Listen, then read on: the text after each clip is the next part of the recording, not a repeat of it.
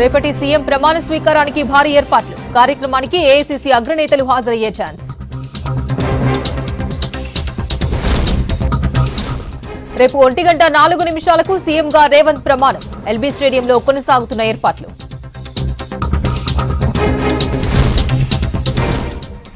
కాంగ్రెస్ హామీల అమలు కోసం పోరాడతాం, ప్రజల పక్షాన గొంతుకై మాట్లాడతానన్న కేటీఆర్.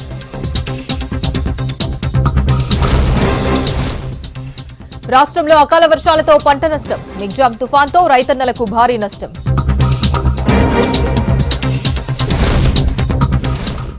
ఎన్నికల మూడ్లో ఆగిన ధాన్యం కొనుగోలు. ఇప్పటికీ తెరుచుకొని కొనుగోలు కేంద్రాలు.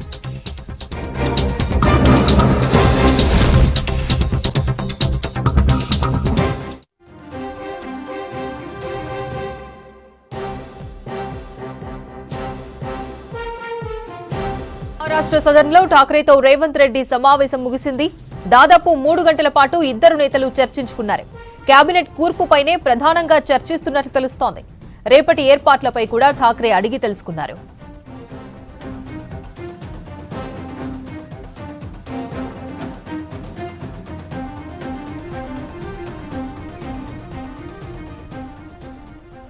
మరిన్ని డీటెయిల్స్ ఢిల్లీ నుంచి మదార్ అందిస్తారు. మదార్, ఠాక్రే రేవంత్ భేటీ ముగిసింది, అప్డేట్స్ ఏంటి? మాణిక్రావు ఠాక్రే తోటి రేవంత్ రెడ్డి సమావేశం ముగిసింది. అది కూడా మహారాష్ట్ర సదన్లో ఆయనతో ప్రత్యేకంగా భేటీ అయ్యారు. రేవంత్ రెడ్డితో పాటు ఈ భేటీలో మాజీ మంత్రులు షబ్బీర్ అలీ, సుదర్శన్ రెడ్డి, అలాగే మాజీ కేంద్ర మంత్రి బలరాం నాయక్, దుద్దిల్ల శ్రీధర్ బాబు వీరందరూ కూడా ఆ సమావేశంలో పాల్గొన్నారు. కొద్దిసేపటి క్రితమే సమావేశం ముగిసిన తర్వాత వారందరూ కూడా హైదరాబాద్ బయలుదేరారు. ప్రస్తుతం ఎయిర్పోర్ట్కి వాళ్ళు వెళ్తున్నారు. ఎయిర్పోర్ట్ నుంచి ప్రత్యేక విమానంలో హైదరాబాద్కి చేరుకుంటారు. చేరుకున్న తర్వాత నేరుగా ఎల్లా హోటల్కు చేరుతారు. అక్కడ ఎమ్మెల్యేలతోటి భేటీ అవుతారని కూడా సమాచారం ఉంది. ఆ తర్వాత ప్రమాణ స్వీకారానికి సంబంధించిన ఏర్పాట్లను కూడా పరిశీలిస్తారు అనేటువంటి సమాచారం అయితే ఉంది. ఇక ఈరోజు ఉదయం నుంచి కూడా పూర్తి స్థాయిలో ఫుల్ బిజీగా ఉన్నారు. ఏఐసీసీకి సంబంధించిన కీలక నేతలతోటి వరుసగా భేటీ అవుతూ వస్తున్నారు. నిన్న రాత్రి 10 గంటలకు రేవంత్ రెడ్డి ఢిల్లీ చేరుకున్నారు. ఆ తర్వాత మొదట డీకే శివకుమార్, కర్ణాటక డిప్యూటీ సీఎం డీకే శివకుమార్ తోటి ఒక గంటన్నర పాటు వారిద్దరు కూడా సమావేశమయ్యారు. ఆ సమావేశంలో చాలా కీలక అంశాలపైన చర్చ జరిగినట్టుగా తెలుస్తూ ఉంది. ఆ సమావేశం ముగిసిన తర్వాత మాణిక్యం ఠాగూర్తో భేటీ అయ్యారు. ఈరోజు ఉదయం కేసీ వేణుగోపాల్తో ఒక 40 నిమిషాల పాటు భేటీ అయ్యారు. ఆయనతో భేటీ ముగిసిన తర్వాత ఏఐసీసీ అధ్యక్షుడు మల్లికార్జున ఖర్గే తోటి, ఆ తర్వాత సోనియా గాంధీ, రాహుల్ గాంధీ, ప్రియాంక గాంధీ వీరందరితో కూడా భేటీ అయ్యారు. ముఖ్యంగా సిఎల్పి నేతగా ఆయనను ప్రకటించిన తర్వాత నిన్న సాయంత్రం ఏఐసీసీ ప్రధాన కార్యాలయంలోనే ఆ పేరును అనౌన్స్ అనేది కూడా చేశారు. ఆ తర్వాత ఆయన నేరుగా ఢిల్లీకి వచ్చారు. ముఖ్యంగా కీలక నేతలందరినీ కూడా నేరుగా కలిసి వారికి కృతజ్ఞతలు తెలపడంతో పాటు హైదరాబాద్లో జరిగేటువంటి ప్రమాణ స్వీకార కార్యక్రమానికి రావాల్సిందిగా ఆహ్వానాలు అనేది కూడా ఆహ్వానించినట్టుగా తెలుస్తూ ఉంది. దాంతోపాటు కీలకంగా కేబినెట్ కూర్పుకు సంబంధించి చర్చలు జరిగాయా అనే దానిపైన కూడా చర్చించినట్టుగా తెలుస్తూ ఉంది. వాటికి సంబంధించి ఇంకా క్లారిటీ అయితే రావాల్సి ఉంది. సీఎంగా రేవంత్ రెడ్డి రేపు మధ్యాహ్నం 1:04 ప్రమాణ స్వీకారం చేస్తారు. ఆయనతో పాటు ఎవరెవరు ప్రమాణ స్వీకారం చేస్తారనే దానిపైన క్లారిటీ అయితే రావాల్సి ఉంది. ఈరోజు రాత్రి సీఎంతో పాటు ఎవరెవరు ప్రమాణ స్వీకారం చేయబోతున్నారో ఆ నేతలకు సమాచారం నేరుగా ఏఐసీసీ నుంచే అందుతుంది అనేటువంటి సమాచారం ఉంది. ఆ తర్వాత మాత్రమే ఎవరెవరు ప్రమాణ స్వీకారం చేయబోతున్నారు, కేబినెట్లో ఎంతమంది ఉండబోతున్నారు అనే దానిపైన స్పష్టత రాబోతుంది. ఇక చూసుకున్నట్లయితే ప్రమాణ స్వీకార కార్యక్రమానికి కూడా ఎవరెవరు రాబోతున్నారు అనే దానిపైన ప్రస్తుతానికైతే ఒక క్లారిటీ అయితే వచ్చింది. రేపు ఏఐసీసీ జాతీయ అధ్యక్షుడు మల్లికార్జున ఖర్గే ఈ ప్రమాణ స్వీకార కార్యక్రమంలో పాల్గొంటారు. వారితో పాటు రాహుల్ గాంధీ, ప్రియాంక గాంధీలు కూడా పాల్గొనేటువంటి అవకాశం ఉంది. మిగతా కాంగ్రెస్ పాలిత రాష్ట్రాలకు సంబంధించిన ముఖ్యమంత్రులు కావచ్చు, మాజీ ముఖ్యమంత్రులు, అలాగే ఇతర కీలక నేతలు కూడా ఈ కార్యక్రమంలో పాల్గొంటారు. దాంతోపాటు తెలంగాణ బిల్లు పాస్ అయినటువంటి సమయంలో కేంద్రంలో కీలకంగా వ్యవహరించినటువంటి కీలక మంత్రులు సుశీల్ కుమార్ సిండే కావచ్చు, చిదంబరం వంటి నాయకులు, అలాగే అప్పుడు రాష్ట్ర వ్యవహారాల ఇన్ఛార్జీలుగా ఉన్నటువంటి దిగ్విజయ్ సింగ్, వీరప్ప మొయిలీ లాంటి నాయకులు కూడా ఈ కార్యక్రమంలో పాల్గొనేటువంటి అవకాశం ఉంది.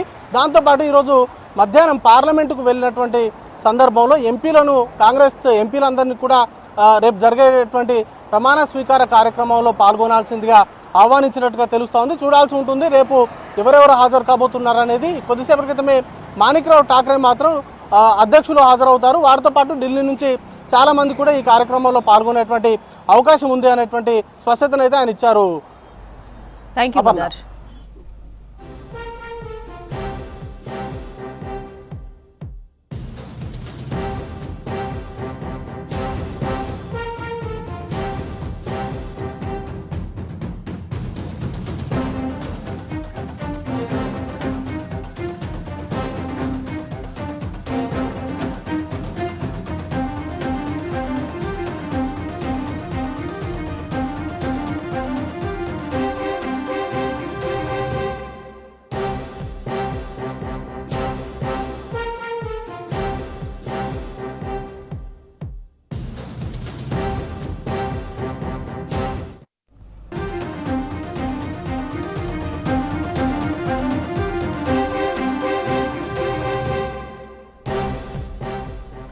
రేపు ప్రమాణ స్వీకార కార్యక్రమానికి అమరవీరుల కుటుంబాలకు ఆహ్వానం పంపింది కాంగ్రెస్. 300 మంది అమరుల కుటుంబాలను ప్రత్యేకంగా ఆహ్వానించింది.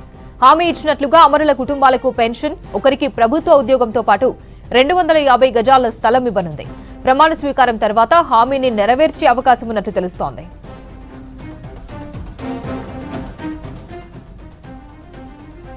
మరిన్ని వివరాలు విజయ్ అందిస్తారు. విజయ్, ఎంతమంది అమరుల కుటుంబాలకు కాంగ్రెస్ ఆహ్వానం పంపింది? ఓకే,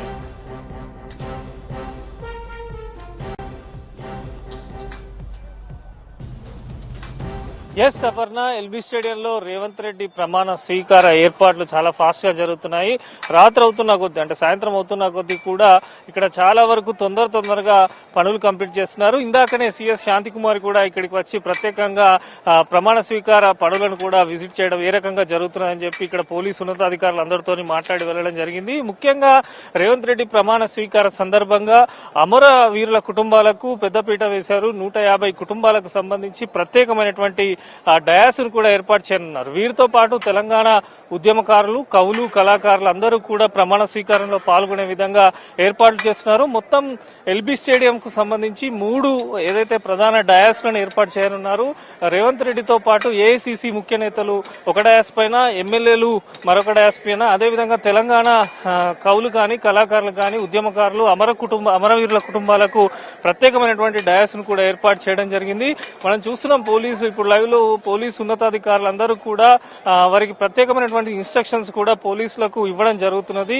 సో సిఎస్ తో పాటు డీజీపీ, అదేవిధంగా ఇతర ఉన్నతాధికారులు కూడా ఎప్పటికప్పుడు పర్యవేక్షిస్తున్నారు. దాదాపు 1,00,000 మంది ఈ ప్రమాణ స్వీకారానికి హాజరవుతారని చెప్పి ఒక అంచనా కూడా వేస్తుండడం జరుగుతున్నది. మొత్తం కూడా ఎల్బీ స్టేడియం పరిసర ప్రాంతాలు, అంటే రేపు మధ్యాహ్నం 1:04 రేవంత్ రెడ్డి ప్రమాణ స్వీకారం చేయనున్నారు. తెలంగాణ సాంప్రదాయం ఉట్టిపడేలా, ముఖ్యంగా కవులకు సంబంధించి కళాకారులు, అదేవిధంగా ఒగ్గుడాలు విన్యాసాలు, దాదాపు అన్ని రకాల బోనాలు, ఇటువంటి 500 మంది కళాకారులు కూడా రేవంత్ రెడ్డికి ఘన స్వాగతం పలికేలా ఏర్పాట్లు చేస్తున్నారు. ముఖ్యంగా ఏదైతే కాంగ్రెస్ ఎన్నికల ప్రచారంలో భాగంగా మేనిఫెస్టోలో ఏర్పాటు చేసిన విధంగా కళాకారుల కుటుంబాలకు, అదేవిధంగా తెలంగాణ ఉద్యమకారుల కుటుంబాలకు ఉద్యోగం ఇవ్వడం, ఇట్లాంటి అంశాలపైన మెయిన్ గా ఫోకస్ పెట్టినట్టు కూడా అర్థమవుతుంది. వారందరికీ కూడా పెద్దపీట వేస్తూ ప్రత్యేకమైనటువంటి డయాస్ లో వారందరూ అయితే కూర్చోబెడుతున్నారు. ఏదైతే తెలంగాణ కళలు ఉన్నాయి, అంటే ఈ ప్రమాణ స్వీకారంలో తెలంగాణ సంస్కృతి ప్రతిబింబించేలా అన్ని ఏర్పాట్లు చేస్తున్నారు. డప్పు, ఒగ్గు, బోనాలు, షేరీ బ్యాండ్, అదేవిధంగా అమరుల కుటుంబాల కోసం ఒక ప్రత్యేక గ్యాలరీ, వీటన్నింటినీ కూడా ఇక్కడ ఏర్పాటు చేయడం జరుగుతున్నది. ఒకసారి మనము చూడొచ్చు విజువల్లో. పోలీసులు కూడా ప్రత్యేక విఐపీలకు వచ్చే ఎంట్రన్స్ కానీ, అదేవిధంగా సాధారణ కార్యకర్తలు వచ్చే ఎంట్రన్స్ కానీ, వీటన్నిటిపైన కానిస్టేబుల్ కానీ, హెడ్ కానిస్టేబుల్ కానీ, ఉన్నతాధికారులు అందరూ కూడా ఒక గైడెన్స్ అయితే ఇవ్వడం జరుగుతున్నది. పార్కింగ్ కు సంబంధించి కూడా ఎల్బీ స్టేడియంలో ఆంక్షలు ఏ రకంగా ఉండాలి, ప్రమాణ స్వీకారం, ఎందుకంటే ముఖ్య నేతలందరూ కూడా హాజరవుతున్నారు కనుక సో ప్రమాణ స్వీకారానికి సంబంధించి పార్కింగ్ ఎటువంటి ఇబ్బందులు రాకుండా, అదేవిధంగా వచ్చేటువంటి వారు మళ్ళీ తిరిగి రిటర్న్ వెళ్ళేటప్పుడు కూడా ఎటువంటి ప్రాబ్లం కాకుండా అన్ని రకాల జాగ్రత్తలు అయితే తీసుకుంటున్నారు. మనం చూస్తున్నాము నిరంతరం కూడా పర్యవేక్షణ జరుగుతున్నది. ఇందాకనే డాగ్ స్క్వాడ్ కానీ బాంబ్ స్క్వాడ్ కానీ అందరూ కూడా ఇక్కడికి రావడం జరిగింది. సో డయాస్ మొత్తం ఏదైతే ఎల్బీ స్టేడియం పరిసర ప్రాంతాలన్నీ కూడా ఇప్పటికే పోలీసులు వారు అండర్ కంట్రోల్లోకి తీసుకున్నారు. సో ప్రతి ఒక్కరు లోపలికి వచ్చే వారిని కూడా తనిఖీలు చేస్తున్నటువంటి పరిస్థితి కూడా మనకి ఇప్పుడు కనిపిస్తున్నది. సో ఇంకా రాత్రి అవుతున్న కొద్దీ కూడా పనులు చాలా ఫాస్ట్ గా చేస్తున్నారు. రేపు తెల్లవారుజాము వరకు కూడా పనులు కొనసాగే అవకాశం ఉన్నట్టు అర్థమవుతున్నది. ప్రత్యేకమైనటువంటి డయాస్లు అయితే ఎమ్మెల్యేలకు సంబంధించి ఎవరైతే ఎమ్మెల్యేలు ఉన్నారో వారి ఒక డయాస్ పైన, అదేవిధంగా చాలా వరకు కూడా రేవంత్ రెడ్డి అందరికీ కూడా ప్రమాణ స్వీకారానికి రావాల్సిందిగా కూడా ఆహ్వానాన్ని పంపారు. తెలంగాణ ప్రజలందరూ కూడా ప్రమాణ స్వీకారానికి రావాలంటూ కూడా రేవంత్ రెడ్డి ఆహ్వానం పంపిన నేపథ్యంలో దాదాపు 1,00,000 మంది వరకు నాయకులు కానీ కార్యకర్తలు కూడా ప్రమాణ స్వీకారానికి హాజరయ్యే అవకాశం ఉండడంతో భారీగానైతే ఏర్పాట్లు జరుగుతున్నాయి. ఒకవేళ వర్షం వచ్చినా కూడా ఇబ్బంది లేకుండా రూఫ్ సంబంధించిన టెంట్లను కూడా ఏర్పాటు చేస్తున్నారు. సో ఇక్కడే కాకుండా ఎల్బీ స్టేడియం కాకుండా బయట కూడా చాలా వరకు ఇతర మాధ్యమాలు సోషల్ మీడియాలలో వీక్షించే విధంగా మొత్తం కూడా దాదాపు 12 కెమెరాలను కూడా ఇక్కడ ఏర్పాటు చేయడం జరుగుతున్నది. సో మినిట్ టు మినిట్ రాష్ట్రంలో ఉన్న ప్రజలందరూ కూడా ప్రమాణ స్వీకారాన్ని చూసే విధంగా పెద్ద ఎత్తున అయితే ఏర్పాట్లు జరుగుతున్నాయి. ముఖ్యంగా నిరుద్యోగులకు సంబంధించి నిరుద్యోగులు కానీ ఉద్యమకారులు కానీ తెలంగాణ ఎవరైతే అమరుల కుటుంబాలు ఉన్నారో వారికి సంబంధించి కూడా ప్రధానంగా ఏర్పాట్లు చేస్తున్నారు. వారు ఇన్విటేషన్ పంపించడం జరిగింది. ప్రత్యేకమైనటువంటి పాసులు కూడా వారికి జారీ చేయడం జరిగింది. సో ఈ రోజు చూసాం మనం రేవంత్ రెడ్డి ఒక నిరుద్యోగికి సంబంధించి కూడా ఈరోజు ఉద్యోగము ఇస్తా అని కూడా చెప్పడం. సో ఇట్లాంటి అంశాలపైన కూడా చాలా వరకు చర్చ అనేది జరుగుతున్నది. సో ప్రమాణ స్వీకారం తర్వాత రేవంత్ రెడ్డి తొలి ఫైలు దేని మీద సంతకం పెడతాడు, అమరుల కుటుంబాలకు సంబంధించి ఉద్యోగం హామీ ఇచ్చాడు కనుక దానిపైన పెట్టబోతున్నారనే చర్చ కూడా ఇక్కడ కొంత జరుగుతున్నటువంటి పరిస్థితి మనకు కనిపిస్తుంది. సో వచ్చేటువంటి విఐపీలు కానీ, ఎందుకంటే ఇతర రాష్ట్రాలకు సంబంధించిన ముఖ్య నేతలు, మాజీ సీఎంలు, అదేవిధంగా తెలుగు రాష్ట్రాలకు సంబంధించినటువంటి ముఖ్య నేతలందరూ కూడా ఇక్కడికి రావడం ఉండడంతో ప్రత్యేకమైనటువంటి ఏర్పాట్లు అయితే చేస్తున్నారు. ముఖ్య అధికారులు ప్రభుత్వానికి సంబంధించినటువంటి ముఖ్య అధికారులందరూ కూడా పర్యవేక్షిస్తున్నారు, ఎప్పటికప్పుడు మానిటర్ చేస్తున్నారు. అదేవిధంగా శానిటైజేషన్ కానీ జిహెచ్ఎంసీ సిబ్బంది కానీ ప్రతి ఒక్కరు కూడా ఇక్కడికి రావడం జరుగుతున్నది. ఎప్పటికప్పుడు ఈ పరిసర ప్రాంతాలన్నీ కూడా క్లీన్ చేయడంతో పాటు వచ్చే వారికి ఎటువంటి ఇబ్బందులు కలగకుండానైతే భారీ ఏర్పాట్లు చేస్తున్నారు. సో విడతల వారీగా కూడా పోలీసులు ఇక్కడ సిబ్బందిని అలర్ట్ చేయడం జరుగుతున్నది. రేపు ఉదయం నుంచి కూడా ఎల్బీ స్టేడియం పరిసర ప్రాంతాలన్నీ కూడా ట్రాఫిక్ అనేది ఆంక్షలు కూడా అమలు కానున్నాయి. ముఖ్యంగా పార్కింగ్ కు సంబంధించి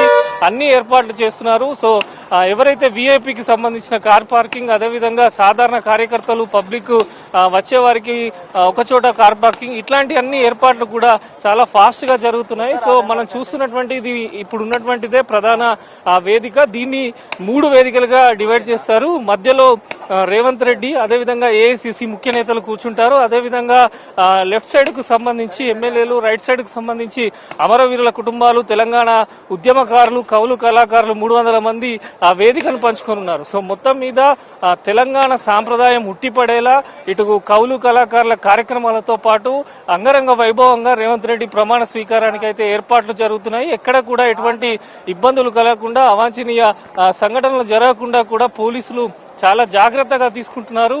ప్రత్యేకమైనటువంటి ఫోర్సులు కూడా ఇక్కడ అందుబాటులో ఉంచడం జరిగింది. సో కెమెరాలకు సంబంధించి కూడా, లైవ్ టెలికాస్ట్ కి సంబంధించి కూడా అన్ని ఏర్పాట్లు కూడా ఇక్కడ చేయడం జరుగుతున్నది. సో రాత్రి మిడ్ నైట్ వరకు కూడా 3 వేదికలు పూర్తి చేయాలని చెప్పి అధికారులు అయితే ఆదేశాలు జారీ చేయడం జరిగింది. సో దానికి సంబంధించి అయితే పనులు ముఖ్యంగా ఫాస్ట్ గా జరుగుతున్నాయి. ఆ తర్వాత బయటకు సంబంధించినటువంటి వచ్చేటువంటి వారందరికీ కూడా వాటర్ కానీ ఇట్లాంటి హెల్త్ కు సంబంధించి కొన్ని క్యాంప్స్ కూడా ఇక్కడ ప్రత్యేకంగా ఏర్పాటు చేయడం జరుగుతున్నది. సో ప్రమాణ స్వీకారానికి సంబంధించి ఒక అట్టహాసంగానైతే ఇక్కడ ఏర్పాట్లు జరుగుతున్నాయి. సో రాత్రి అవుతున్న కొద్ది, సాయంత్రం అవుతున్న కొద్ది అయితే పనులలో వేగం పెంచారు. సో మిడ్ నైట్ వరకు కూడా ఏదైతే మెయిన్ ప్రధాన వేదికలు ఉన్నాయో ఈ వేదికలన్నీ తయారు చేస్తున్నారు. మనం చూస్తున్నాము ఇంతసేపు కేవలం ఇక్కడ ఉన్నటువంటి కొంత వెల్డింగ్ పనులు ఇట్లాంటివి చేశారు. ఇప్పుడు వేదికలను సిద్ధం చేస్తున్నారు. 3 డయాస్లకు సంబంధించి విఐపీలకు గ్యాలరీ కానీ, ఇతర కళాకారులకు కానీ, అదేవిధంగా తెలంగాణ ఉద్యమకారులకు కానీ వీరందరూ కూర్చునే విధంగా ఇప్పుడు వేదికను సిద్ధం చేసే పని అయితే స్టార్ట్ అయింది. సో మిడ్ నైట్ వర్క్ అంతా కూడా ఈ వర్క్ కంప్లీట్ చేసే అవకాశం ఉన్నట్టు పోలీసులు ఇక్కడ చెప్పడం జరుగుతున్నది. అన్ని రకాల సిబ్బందులు ఇటు జిహెచ్ఎంసీ కానీ, హెచ్ఎండిఏ కానీ, సో పోలీస్ కానీ, ఎలక్ట్రిక్ కానీ ప్రతి ఒక్క డిపార్ట్మెంటు అందరూ కూడా ఇక్కడ ఉండి చాలా ఫాస్ట్గానైతే ఏర్పాట్లను చేస్తున్నారు. సో ప్రధాన వేదికలకు సంబంధించి కూడా ఎవరెవరు డయాస్ మీదకి రావాలి, ఎవరెవరు ఇక్కడ ఏర్పాటు చేసినటువంటి విఐపి గ్యాలరీలో కూర్చోవాలి, సో ఇవన్నీ కూడా ఇన్స్ట్రక్షన్స్ ఇవ్వనున్నారు. సో మొత్తం మీద మిడ్ నైట్ వరకు అయితే ఈ ప్రమాణ స్వీకారానికి సంబంధించిన వేదికలు తయారవుతాయి. సో కళాకారులకు కానీ అదేవిధంగా ఉద్యమకారులకు అయితే పెద్దపీట వేస్తున్నారు. సో ఎవరైతే అమరులు అన్నారో అమరవీరులకు కూడా ప్రత్యేకంగా, ఎందుకంటే 150 మంది కుటుంబాలకి ఆహ్వానం పలికారు. వారందరితో ప్రమాణ స్వీకారం అయిన తర్వాత రేవంత్ రెడ్డి మాట్లాడనున్నారు. తెలంగాణ ఏదైతే అమరులు తెలంగాణ కోసం పోరాడి అసూలు బారారో వారందరికీ కూడా రేవంత్ రెడ్డి భరోసా ఇచ్చే విధంగా వాళ్ళ మేనిఫెస్టోలో కూడా చూసాం మనం. కాంగ్రెస్ పార్టీ మేనిఫెస్టోలో కూడా అమరుల కుటుంబాలకు ఉద్యోగాలు ఇస్తామని చెప్పారు. సో దానిపైన కూడా ఇక్కడ ఒక చర్చ జరుగుతున్నది. సో మొత్తం మీద ఒక అట్టహాసంగా అంగరంగ వైభవంగానైతే ప్రమాణ స్వీకార ఏర్పాట్లు జరుగుతున్నాయి. తెలంగాణ సంస్కృతి ఉట్టిపడే విధంగా ఏర్పాటు చేస్తున్నారు. ఎందుకంటే ఏఐసిసి ముఖ్య నేతలు ఖర్గే కానీ, సోనియా గాంధీ కానీ, రాహుల్ గాంధీ కానీ వీరందరూ కూడా రావడంతో సో భారీగానైతే ఏర్పాట్లు జరుగుతున్నాయి. దీంతో పాటు వివిధ రాష్ట్రాలకు చెందినటువంటి ముఖ్యమంత్రులు అదేవిధంగా ఉప ముఖ్యమంత్రులు అందరూ కూడా రేపటి రేవంత్ రెడ్డి ప్రమాణ స్వీకారంలో పాల్గొనున్నారు. సో రాత్రి నుంచి రేపు ఉదయం వరకు కూడా మొత్తం పనులు పూర్తయ్యేలా ఇక్కడ అధికారులు అయితే ఆదేశాలు ఇవ్వడం జరిగింది. ఎప్పటికప్పుడు ఇటు సిఎస్ కానీ, డీజీపీ కానీ అందరూ కూడా ఏర్పాట్లను అయితే మానిటర్ చేస్తున్నటువంటి పరిస్థితి మనకి ఇక్కడ కనిపిస్తున్నది. అపర్ణ. Thank you Vijay. బంగాళాఖాతంలో ఏర్పడిన మిచాంగ్ తుఫాన్ ప్రభావం తెలంగాణపై గట్టిగానే పడింది. దీంతో రాష్ట్ర వ్యాప్తంగా వర్షాలు కురుస్తున్నాయి. ఖమ్మం జిల్లా సత్తుపల్లి డివిజన్లో 5 మండలాల్లో 2 రోజుల నుంచి భారీ వర్షం కురుస్తోంది. సత్తుపల్లి మండలంలో 158.2, వేంసూరు మండలంలో 155.4 మిల్లీమీటర్ల వర్షపాతం నమోదైంది. లంగసాగర్ ప్రాజెక్టును భారీ వరద నీరు చేరుతోంది. అకాల వర్షంతో చేతికొచ్చిన పంట తడవడంతో ఆందోళన చెందుతున్నారు రైతులు. కల్లాల్లో పోసిన మిర్చి, మొక్కజొన్న, వరిధాన్యం తడిసిపోవడంతో ఆవేదన వ్యక్తం చేస్తున్నారు.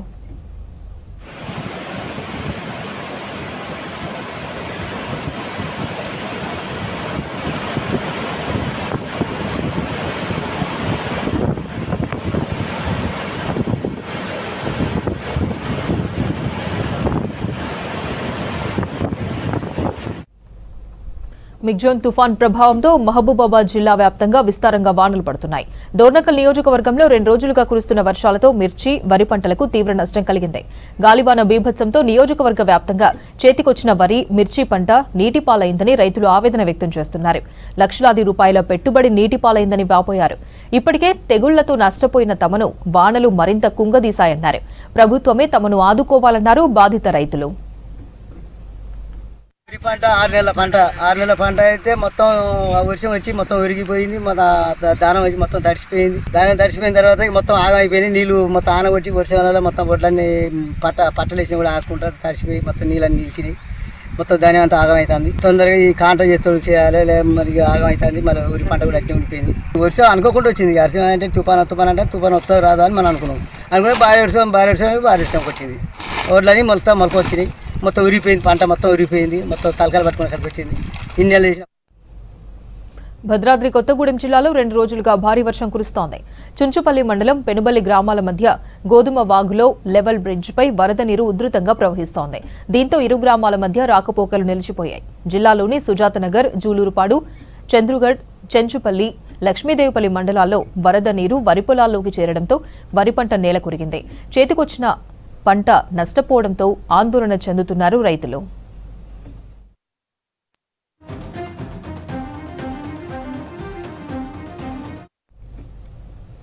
తుఫాన్ ప్రభావంతో రాష్ట్ర వ్యాప్తంగా 2 రోజులుగా వర్షాలు కురుస్తున్నాయి. పంట పొలాల్లోకి వరద నీరు చేరడంతో ఆందోళన చెందుతున్నారు రైతులు. ములుగు జిల్లా వెంకటాపురం, వాజేడు మండలాల్లోని వరద నీటికి మిర్చి పంట పూర్తిగా మునిగిపోయింది. కొనుగోలు కేంద్రాల దగ్గర ధాన్యం తడిసిపోయింది. పంటను కాపాడుకునేందుకు ఇబ్బందులు పడుతున్నారు రైతులు.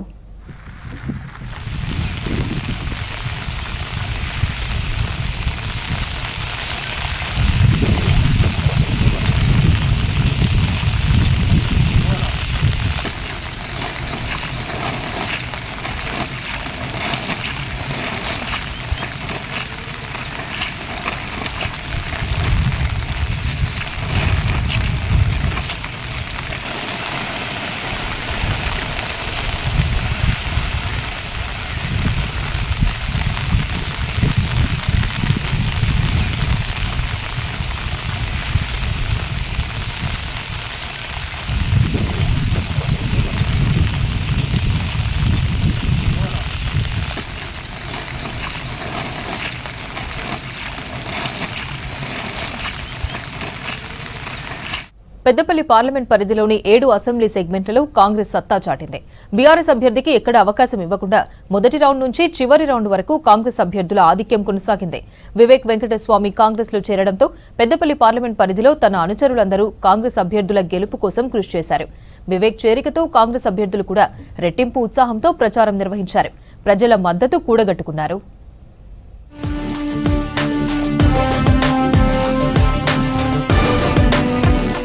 పెద్దపల్లి పార్లమెంటు పరిధిలోని 7 అసెంబ్లీ నియోజకవర్గాల్లో కాంగ్రెస్ సునామీ సృష్టించింది. పెద్దపల్లి, రామగుండం, మంథని, ధర్మపురి, మంచిర్యాల, బెల్లంపల్లి, చెన్నూరు అసెంబ్లీ నియోజకవర్గాల్లో కాంగ్రెస్ అభ్యర్థులు భారీ మెజారిటీతో గెలిచారు. చెన్నూరులో వివేక్ వెంకటస్వామి 36,618 ఓట్ల మెజారిటీ వచ్చింది. బెల్లంపల్లిలో గడ్డం వినోద్ 36,878 ఓట్ల మెజారిటీ సాధించారు.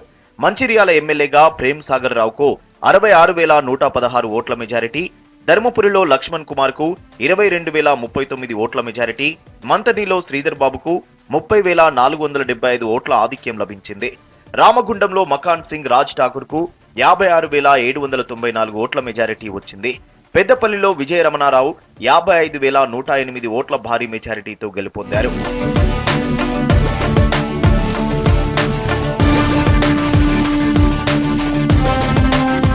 గడ్డం వివేక్ వెంకటస్వామి తిరిగి కాంగ్రెస్ లోకి చేరాక పెద్దపల్లి పార్లమెంటు పరిధిలో ఆ పార్టీ బలం మరింత పెరిగింది. పెద్దపల్లి పార్లమెంటుతో కాకా వెంకటస్వామి కుటుంబానికి 50 ఏండ్ల అనుబంధం ఉంది. కాకా వెంకటస్వామి ఎంపీగా, మంత్రిగా పెద్దపల్లి నుంచే ఎన్నికయ్యారు. పెద్దపల్లి పార్లమెంటు పరిధిలో కాకా తరువాత ఆయన రాజకీయ వారసులుగా వివేక్, వినోద్లు వచ్చారు. వివేక్ వెంకటస్వామి 2009లో పెద్దపల్లి ఎంపీగా గెలిచారు. 2004లో చెన్నూరు ఎమ్మెల్యేగా గెలిచిన వినోద్ మంత్రి అయ్యాడు. కాకాతో అనుబంధం ఉన్న నాయకులను, అనుచరులను వివేక్ వెంకటస్వామి కాపాడుకుంటూ వచ్చారు. ఆయనకంటూ సొంతంగా క్యాడర్ను తయారు చేసుకున్నారు.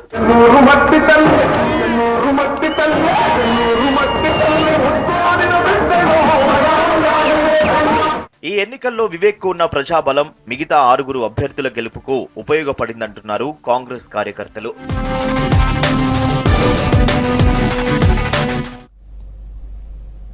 పాలమూరు జిల్లాలో మంత్రి పదవులకు తీవ్ర పోటీ ఏర్పడింది. సీనియారిటీ ప్రాతిపదికన కొందరు, సామాజిక సమీకరణాల ప్రాతిపదికన ఇంకొందరు మంత్రి పదవి కోసం పోటీ పడుతున్నారు. పాలమూరు నుంచి సీఎం పదవి రేసులో రేవంత్ రెడ్డి ఉంటే మంత్రి పదవుల కోసం పోటీ పడుతున్న వారిలో 4 పేర్లు ప్రముఖంగా వినిపిస్తున్నాయి.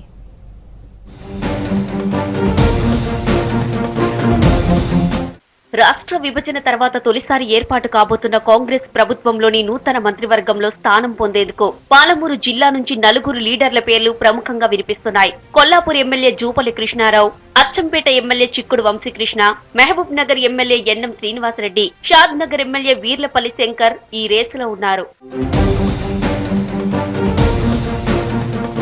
14 అసెంబ్లీ నియోజకవర్గాలున్న పాలమూరు జిల్లాలో 12 స్థానాలను కాంగ్రెస్ కైవసం చేసుకోగా ఈ 4 పేర్లు చర్చకు రావడానికి అనేక కారణాలున్నాయి. గెలిచిన 12 మందిలో 7 మంది కొత్తవారే కావడం విశేషం. మొదటి ప్రయత్నంలోనే గెలిచి శాసనసభలో అడుగు పెట్టబోతున్న వారిలో జడ్చర్ల నుంచి అనిరుద్ రెడ్డి, దేవరకద్ర నుంచి మధుసూదన్ రెడ్డి, మక్తల్ నుంచి వాకిటి శ్రీహరి, నారాయణపేట నుంచి చిట్టం పర్ణికారెడ్డి, వనపర్తి నుంచి మేఘారెడ్డి, నాగర్ కర్నూలు నుంచి డాక్టర్ రాజేష్ రెడ్డి, షాద్ నగర్ నుంచి వీర్లపల్లి శంకర్, కల్వకుర్తి నుంచి కసిరెడ్డి నారాయణరెడ్డి ఉన్నారు. కొల్లాపూర్ నుంచి ప్రాతినిధ్యం వహించిన జూపల్లి కృష్ణారావు ఉమ్మడి ఆంధ్రప్రదేశ్ రాష్ట్రంలోనే మంత్రిగా కొనసాగారు. తెలంగాణ రాష్ట్ర కాంక్షతో తన మంత్రి పదవిని త్యాగం చేశారు. నాడు నేడు కాంగ్రెస్ పార్టీలో ముఖ్య నేతల్లో ఒకరిగా ఉన్న జూపల్లి కృష్ణారావు 6వసారి అసెంబ్లీలో అడుగు పెట్టబోతున్నారు. సీనియారిటీ ప్రాతిపదికన జూపల్లి కృష్ణారావుకు కేబినెట్ లో స్థానం పదిలమయ్యే అవకాశం పుష్కలంగా ఉందని క్యాడర్ గట్టిగా నమ్ముతున్నారు. అచ్చంపేట నుంచి అఖండ మెజారిటీతో విజయం సాధించిన వంశీకృష్ణ 2వ మారు అసెంబ్లీలోకి అడుగుపెట్టబోతున్నారు. ప్రస్తుత ఎన్నికల్లో పాలమూరు జిల్లాలో ఎవరికీ రానంత మెజారిటీ వంశీకృష్ణకు దక్కింది. పీసీసీ అధ్యక్షుడు రేవంత్ రెడ్డికి అచ్చంపేట పుట్టినీళ్లు కావడంతో పాటు అచ్చంపేట ఎస్సీ రిజర్వ్ నియోజకవర్గం కావడంతో సామాజిక వర్గాల ప్రాతిపదికన మంత్రివర్గంలో చోటు దక్కే అవకాశం ఉంది. మహబూబ్ నగర్ నుంచి రెండోసారి ఎమ్మెల్యేగా ఎన్నికైన ఎన్ఎం శ్రీనివాసరెడ్డికి సైతం మంత్రివర్గంలో చోటు దక్కవచ్చన్న అభిప్రాయం వ్యక్తమవుతోంది. మహబూబ్ నగర్ లో మంత్రి శ్రీనివాస్ గౌడ్ ను ఓడించడం ఇందుకు కారణం. దీంతో ఎన్ఎం శ్రీనివాసరెడ్డికి క్రేజ్ పెరిగింది. పాలమూరు జిల్లా కేంద్రం కావడంతో పాటు ఇదివరకు మంత్రి ప్రాతినిధ్యం వహించిన నియోజకవర్గం కావడం వల్ల ఇలాంటి ఈక్వేషన్లలో ఎన్ఎం కు మంత్రి పదవి దక్కే అవకాశం ఉంది. పై ముగ్గురు కంటే భిన్నంగా తొలిసారి శాసనసభలో అడుగు పెడుతున్న వీర్లపల్లి శంకర్ కు మంత్రివర్గంలో చోటు దక్కే అవకాశం ఉందన్న చర్చ జరుగుతోంది. పిసిసి అధ్యక్షుడికి అత్యంత సన్నిహితంగా ఉండడం, రాష్ట్ర రాజధానికి షాద్ నగర్ ఆనుకుని ఉండడం, కాంగ్రెస్ పార్టీ చేపట్టిన పార్టీ కార్యక్రమాలకు పూర్తి స్థాయిలో సహాయ సహకారాలు అందించడంలో శంకర్ ముందుండడం సానుకూల అంశం. ఇలాంటి సమీకరణాల వల్ల మంత్రి పదవి రేసులో ఈ నలుగురు పాలమూరు జిల్లా నేతల పేర్లు ప్రముఖంగా వినిపిస్తున్నాయి. ఆదిలాబాద్ జిల్లా బోధ్ అసెంబ్లీ సెగ్మెంట్లో పాలకులు రోడ్డు నిర్మాణం చేపట్టడం లేదనే సమస్యను తెరపైకి తెచ్చారు ఆదివాసీలు. 10 ఏళ్లుగా రోడ్డు సమస్యను బీఆర్ఎస్ ఎమ్మెల్యే నిర్లక్ష్యం చేశారని అసెంబ్లీ ఎన్నికలను బహిష్కరించారు గొల్లఘాట్ వాసులు.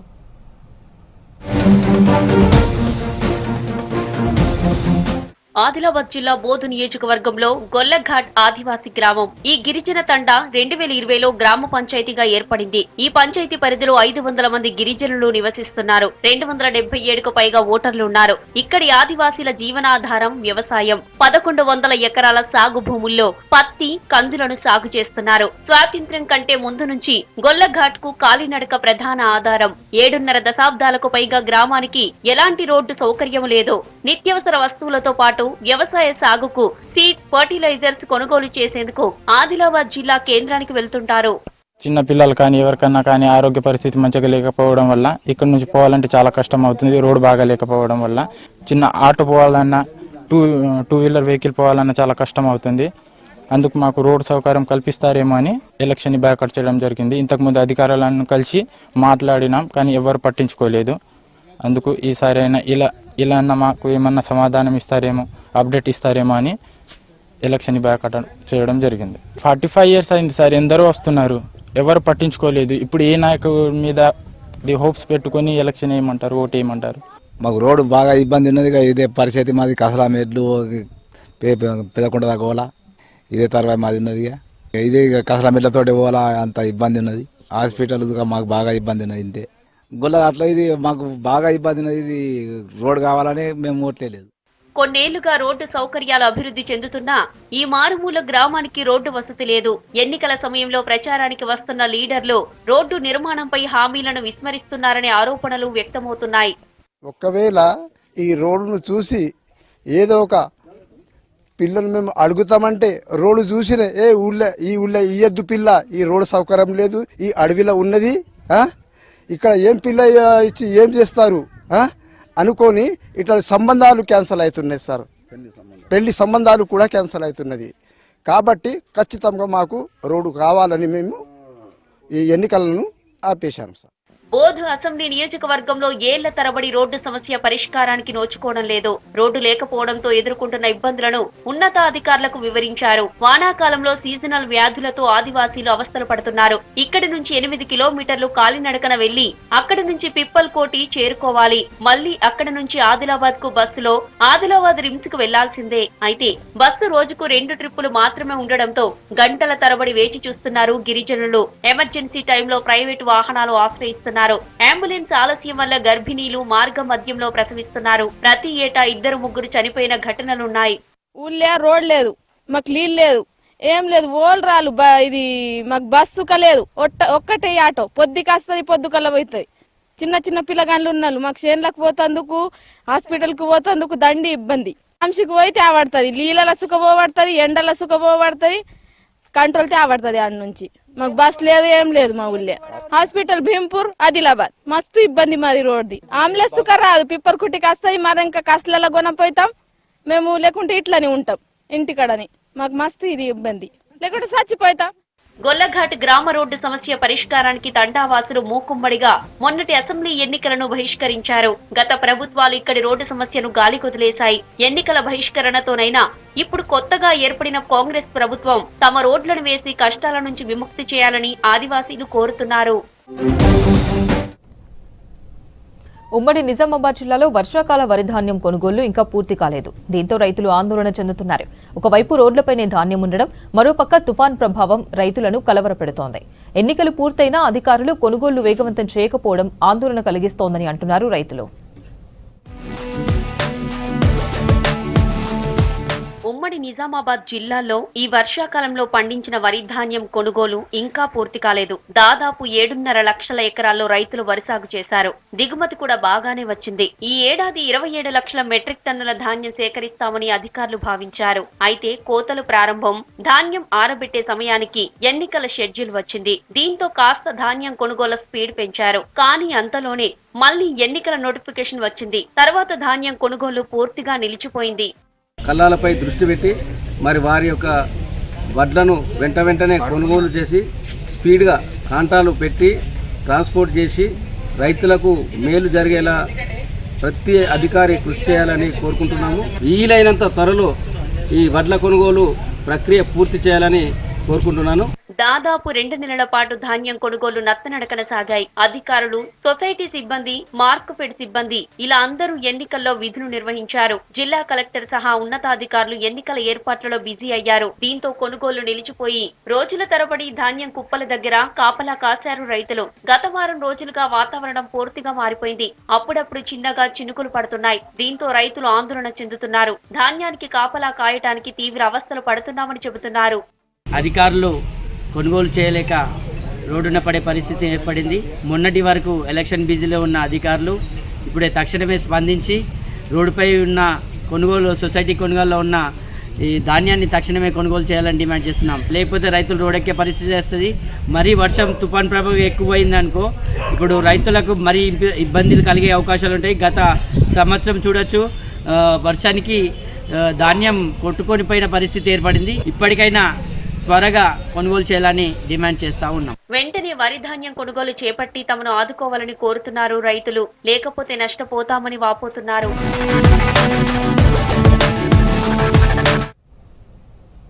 కరీంనగర్ జిల్లా ప్రజలు మరోసారి రాజకీయ చైతన్యం ప్రదర్శించారు. ఇంతకాలం కాదనుకున్న పార్టీకి మెజారిటీ సీట్లు కట్టబెట్టారు.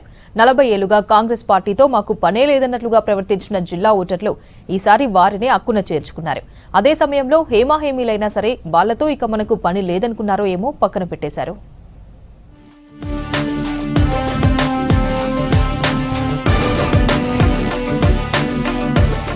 ఉమ్మడి కరీంనగర్ జిల్లాలో ఎన్నికల ఫలితాల మెజార్టీ చూస్తే రాష్ట్రం మొత్తం ఫలితాలను ప్రతిఫలించే విధంగా తీర్పునిచ్చినట్లు కనిపిస్తోంది. ఉమ్మడి జిల్లాలోని 13 స్థానాల్లో 8 మంది కాంగ్రెస్, 5 బీఆర్ఎస్ అభ్యర్థుల్ని గెలిపించారు. ప్రభుత్వ పక్షాన 8 మందిని ఎన్నుకున్న జనం తమకు కష్టమొస్తే గలం వినిపించేందుకు ప్రతిపక్షంగా కూడా ఓ 5గురిని గెలిపించుకున్నారంటే ఇక్కడ రాజకీయ చైతన్యం ఏ మేరకు ఉందో అర్థం చేసుకోవచ్చు.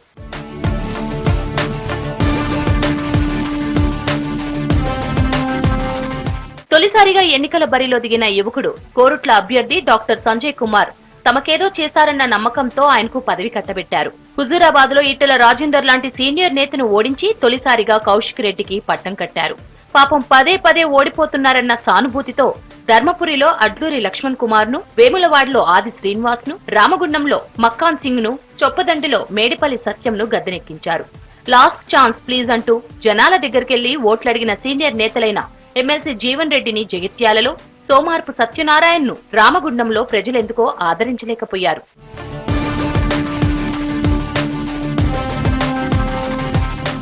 తెలుగుదేశం పార్టీ ఆవిర్భావానికి ముందు కరీంనగర్ జిల్లాలో కాంగ్రెస్ పార్టీదే హవా.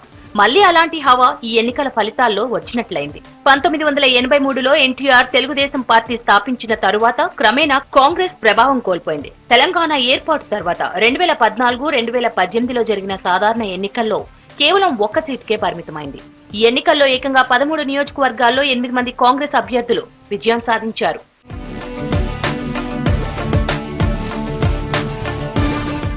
విజయం సాధించిన వారిలో మంతని నుంచి శ్రీధర్ బాబు, పెద్దపల్లి నుంచి విజయ రమణారావు, రామగుండం నుంచి రాజ్ ఠాగూర్ మక్కాన్ సింగ్, మాన్కొండూరు నుంచి డాక్టర్ కవ్వంపల్లి సత్యనారాయణ, చొప్పదండి నుంచి మేడిపల్లి సత్యం, వేములవాడ నుంచి ఆది శ్రీనివాస్, ధర్మపురి నుంచి అడ్లూరి లక్ష్మణ్ కుమార్, హుస్నాబాద్ నుంచి పొన్నం ప్రభాకర్లు విజయాలు సాధించారు.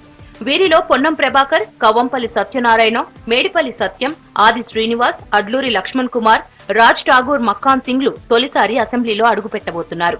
ఇప్పుడున్న సంబరాన్ని ఓటర్లు మళ్లీ నీరుగార్చే ప్రమాదం ఉందని కాంగ్రెస్ నేతలు గుర్తుంచుకోవాలంటున్నారు నిపుణులు. ఒకప్పుడు టీడీపీని అందలమెక్కించిన కరీంనగర్ జిల్లా జనం తెలంగాణ రాష్ట్రం కోసం ఇంతకాలం బీఆర్ఎస్ ను భుజాల మీద మోశారు. ఆ మోత బరువెక్కిందని నేలకేసి కొట్టి ఇప్పుడు కాంగ్రెస్ ను చేరదీశారన్న నిజం మర్చిపోవద్దంటున్నారు విశ్లేషకులు. చైతన్యవంతులున్న చోట నాయకులు మరింత బాధ్యత తిరిగి ప్రవర్తించాల్సి ఉంటుందంటున్నారు.